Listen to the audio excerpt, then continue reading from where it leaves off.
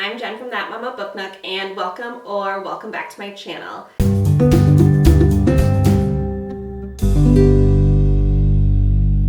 One of my absolute favorite things to share on my Bookstagram page every month is the new release books that are coming out.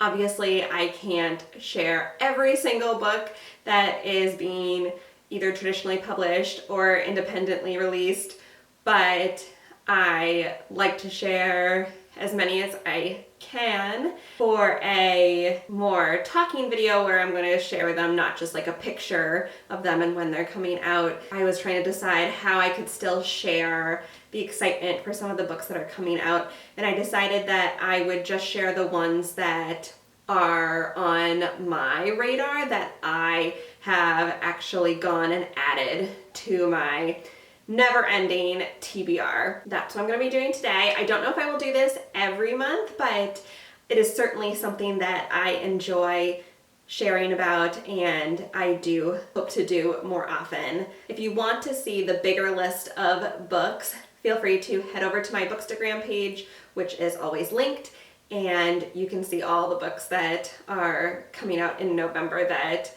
I had heard about. That being said, the first few books that I'm going to be talking about have already been released, since it is now still early November, but several days into it. The first book came out on November 1st. That is A Tribute of Fire by Soraya Wilson. So Leah is a princess of a dying desert nation that was cursed centuries ago by an earth goddess. Every year, the thriving nation next door offers the earth goddess maidens from the desert nation as a sort of sacrifice. Then these maidens have to go and compete. There's that auto add to TBR word for me. Compete, competition, trials, all those fun things in a race to reach the temple. No maiden has ever made it out alive, and Leah is one of the hunted this year. There is also an enemies to lovers romance involved in this story. As I mentioned, this book is already out since it came out on the 1st, and the early reviews have been sounding great, so I'm really excited to pick this one up. The next book that I added to my TBR that is being released in November is The Lies We Leave Behind by Noelle Salazar. This came out on November 5th. This book is about Kate Campbell in 1943, so World War II. She is a nurse who bravely flies back and forth to help wounded soldiers. She herself gets injured and she's reassigned to the English countryside. There she meets a soldier who is also recovering from, he has 3 bullet wounds, blue eyes, and a great sense of humor. She's really falling for him, but before they can really pursue their relationship any further, Kate is called back into danger one more time. World War II, historical fiction, a nurse as well. Yes, definitely added this one to my TBR. The next book is Where the Library Hides by Isabel Ibanez, which also came out on November 5th. This is the second book in the duology following What the River Knows. This takes place in 1885 Egypt. I'm pretty sure the second book is picking up right where we left off, with Inez Oliveira, the main character, kind of dealing with everything that she just discovered at the end of the first book. I read the first book and I gave it, I think, 4.5 out of 5 stars. I really enjoyed it. I did find that the synopsis for the second book was full of spoilers from the first book, so I'm not going to go into the full synopsis here. The only thing I'll say is that the synopsis did make it sound like the romance that was like just slightly warming up in the first book is going to be more of a prominent theme in the second book. So I'm looking forward to that. This is a YA magical realism, so I don't think it will get super steamy, but still nice to see that relationship continuing to grow. Then the next book that also came out on November 5th is Hexed by Emily McIntyre. This is a fairy tale reimagining of The Little Mermaid. Vanessa Anderson has never been considered to be good. This doesn't bother her. She's comfortable with her life. Her runaway cousin returns with a man, and Vanessa really starts to feel a connection to him, realizing that he is the only one who sees her for who she really is, but he's her cousin's fiance, like she can't have him. Enzo Marino is a businessman by day, but an underboss to a mafia syndicate by night. He doesn't really think twice when he's tasked with marriage until he falls for his fiance's cousin. Then the synopsis says, when plans unravel and temptation sings its siren song. So here we're getting some Little Mermaid connection in there. They have to choose what's more important, duty to family or forbidden love. Emily McIntyre has several of these kind of dark fairy tale reimaginings. I have yet to read them, but every single one is on my TBR, so I went ahead and added this one too. The next book is also a further one in the series, and that is Lost and Lassoed by Lila Sage, which also came out on November 5th. So this is book 3 in the series. I haven't read this series yet, but it's another one that I would like to. I believe that these are interconnected standalones though, so the synopsis didn't feel like I was spoiling things. I do find with interconnected standalones, it's still best if possible to read them in order, but not the end of the world. Teddy Anderson. I'm just realizing that in my previous book I said her name was Vanessa Anderson, and now I'm wondering if they really were just both Anderson or if I accidentally mixed one of those up, but first names are more important anyway. So Teddy is a very much a go with the flow type person, but life is not flowing super great at the moment. This writer is taking care of his family's 8,000 acre farm, as well as parenting his 6-year-old daughter who is here for the summer. He usually is the very organized, routine type of personality, but he is finding himself to be a little bit in over his head with all these responsibilities. He decides to ask for help. He cannot stand his little sister's best friend, Teddy, but turns out she's the only one who has availability to help him out right now, so he reluctantly agrees. Tempers flare, tension builds, Teddy and Gus start to see each other maybe in a little bit of a different light. This series gets a lot of hype, and I definitely still need to read this one. November 5th was apparently a really good day for books being published. I have one more that was published on November 5th, and that is Eleanor of Avignon by Elizabeth de Lozier. This takes place in Provence in 1347. Eleanor Blanchette is a midwife and an herbalist, and after her mother's death, she has learned that it is best to just kind of fly under the radar, stay in your station. Eleanor meets Guy, a personal physician, to Pope Clement. Guy decides to offer her an apprentice position. Just as Eleanor is starting to learn more and really feeling settled in her role, the Black Plague hits Europe. And if that weren't enough, Queen Joanna, the disgraced Queen of Naples, comes to Avignon to stand trial for her husband's murder, but she's also pregnant and in need of Eleanor to be a midwife. This sounds so good. I have never read a historical fiction set during this time frame. Again, I like the medical aspect to it. That's really interesting to me, and early reviews are looking really good. Then there are a few books that are coming out on November 12th that I'm also interested in.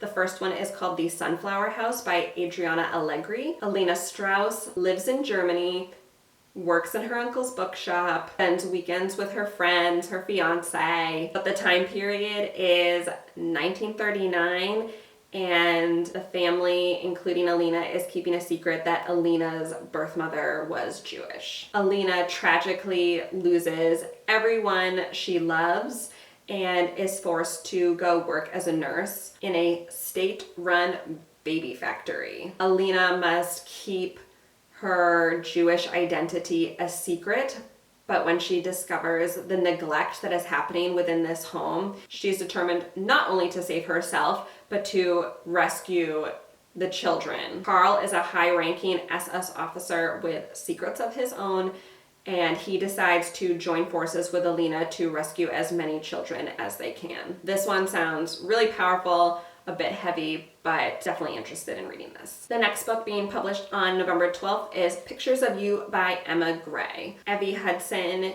wakes up in a hospital room. She is recovering from a car accident that killed her husband, but she doesn't remember him. In fact, she thinks that she just left a teenage party. She has a chance encounter with a photographer named Drew, who then starts helping her kind of piece back together her missing memories. And a tangled second chance romance leads Evie to really questioning every decision she's ever made in her life. This is giving me What Alice Forgot by Leanne Moriarty vibes, with the like kind of amnesia and refiguring this out, and that could be my favorite book that I've read this year, so definitely really excited to read this one. Then we have the Under the Mistletoe collection, which comes out on November 12th. This is a collection of 5 short stories written by some of the top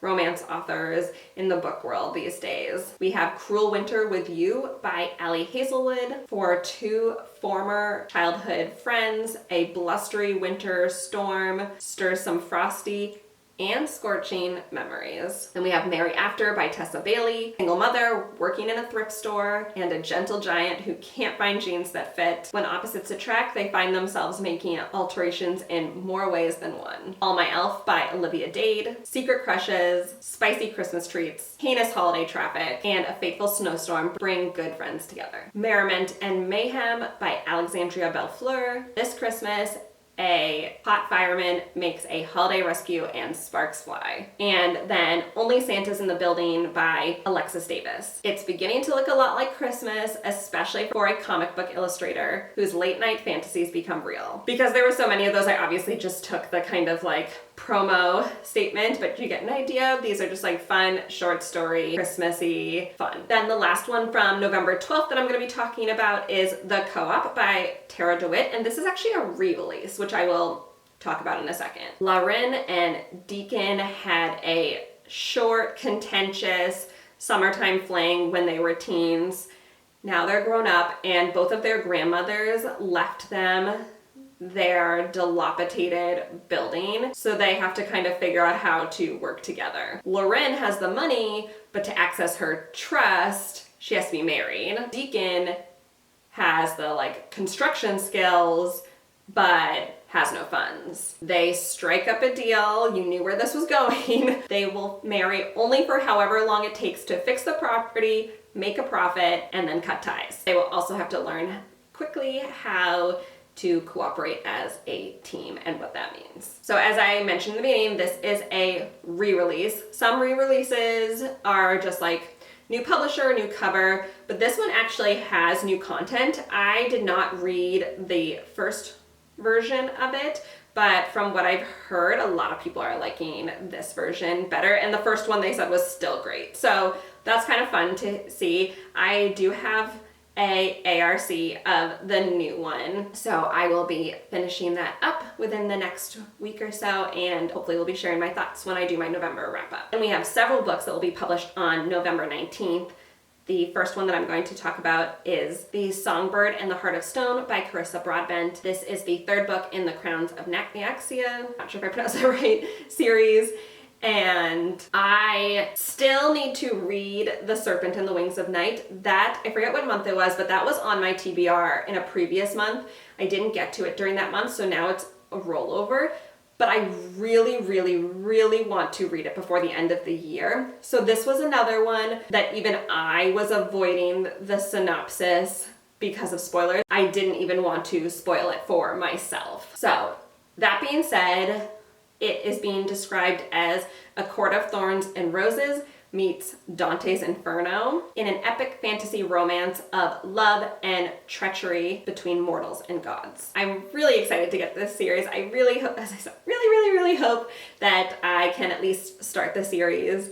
I hear great things, and everyone of my friends that is in my book community is begging me to finally get to it. Then we have Broken Harbor by Catherine Cowles, which also comes out on November 19th. This is also the third book in her Sparrow Falls series, but this is a interconnected standalone series. So I don't have a ton to talk about it, but just a little that I know. This is a single mom meets hockey player romance. Both have secrets, pasts come up, and there are people out there who are trying to ruin their happiness. I have read one book by this author and I am intrigued to read more, so I'm kind of keeping an eye on this, putting her books on my TBR so I can remember to come back to them. Then the next book that comes out on November 19th is Variation by Rebecca Yarros. Elite ballerina Ali Russo used to be under a significant amount of pressure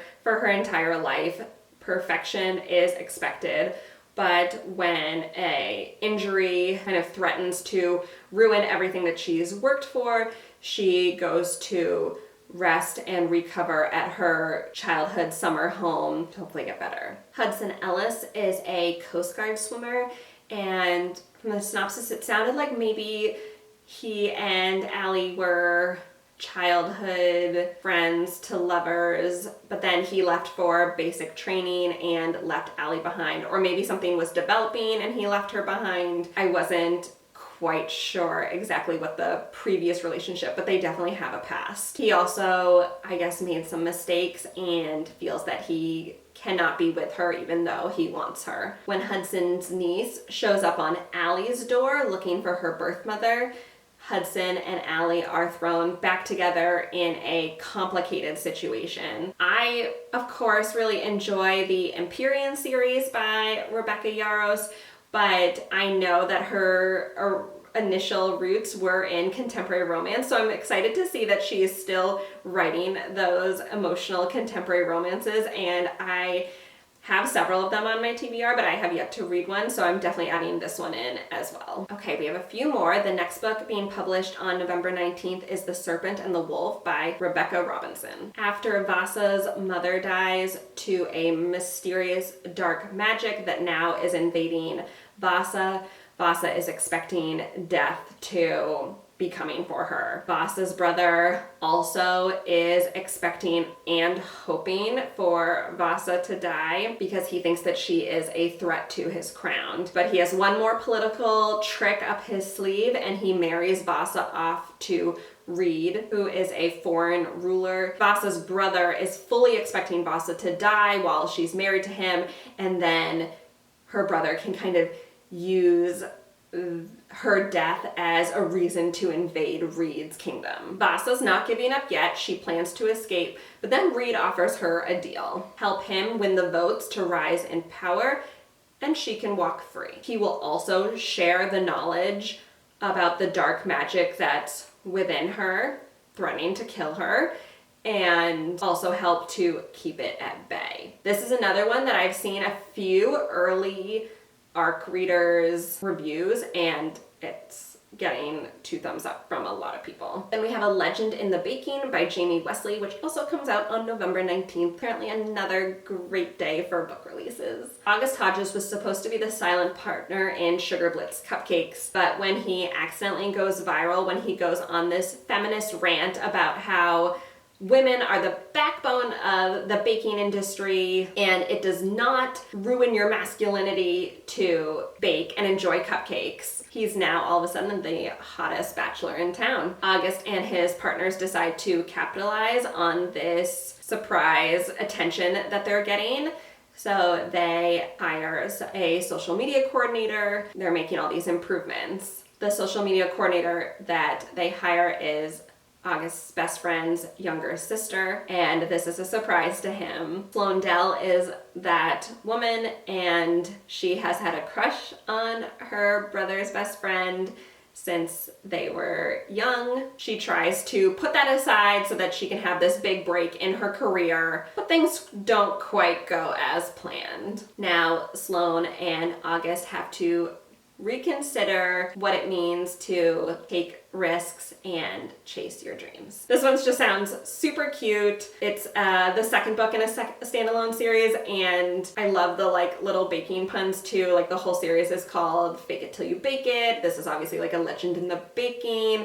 Very cute. I'm excited to read that one. Then the last book that I have to talk about that's coming out on the 19th is She Really Going Out With Him by Sophie Cousins. Columnist Anna Appleby just finished going through a painful divorce. She's now alone with 2 kids and a cat, but she's fine living the single life. Who needs dating? But her office rival is vying for her column, and she needs that income now as a single mother. In a desperate attempt to keep her column, Anna pitches an idea that she will let her children pick 7 dates for her to go on, and she will write about them. She has some expectedly awkward and kind of random dates, also some unexpected connections, and when one particular connection becomes more romantic, even though it's a little unexpected, will she take the second chance on romance? I have an ARC of this one as well. Have also been hearing good things from people who have finished it. I am really excited to get into it, and I hope I love it too. Then the very last book that I'm going to be talking about is Tale of the Heart Queen by Nisha J. Tooley. This comes out on November 26th. This is the 4th book in the Artifacts of Uranus series, and I believe this is also the final book. I have read the first book, Trials of the Sun Queen. I think I gave it about 3.5 stars. It was okay. It was an entertaining read, but there was some parts that I wasn't super wowed about. That being said, I was still intrigued by the series. I still wanted to give other books in the series a chance. I haven't gotten to the second book yet, but this is another one, since this is the 4th and final book, that I am going to avoid the synopsis, since it is picking up kind of where the 3rd book left off, and again, I haven't even read the 2nd book. But just know this is yet another book that I am adding to my, again, never-ending list. So that is all the books that are coming out in November that I personally am really excited for, but I love hearing about new books and new authors, and maybe books that I missed or just haven't been on my radar for a reason. So if you have any books that are coming out in November or soon, or have just come out recently, feel free to leave them in the comments. If you are not feeling super chatty, feel free to leave me a book stack emoji for all the books coming out. And I will see you on my next video. Bye!